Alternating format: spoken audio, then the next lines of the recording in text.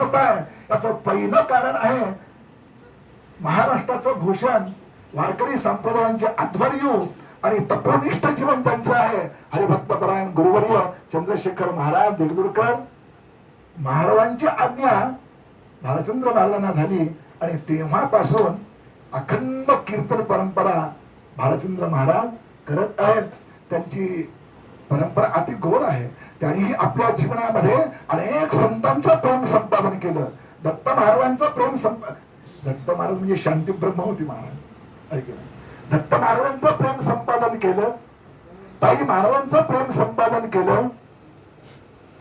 अनेक संतांचं प्रेम संपादन केलं आणि त्या सगळ्या संत कृपेनं आज या संत भूमीमध्ये आणि तपोभूमीमध्ये हा कार्यक्रम संपन्न होतो आहे. आणि ही प्रस्तावना करण्याची फार मोठी जिम्मेदारी संयोजकांनी मला दिली. मी एवढं भाग्य समजतो. जरी करता प्रस्तावना करण्याचा अधिकार जरी नसला तर एक अधिकार नक्कीच आहे.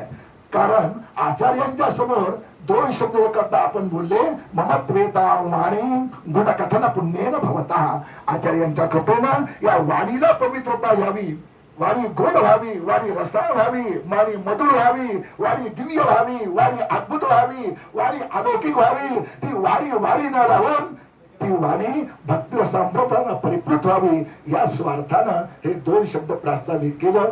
ते दोन शब्द बोललो आचार्यांच्या चरणकमली अर्पण करून वाणीला पूर्ण विराम देतो.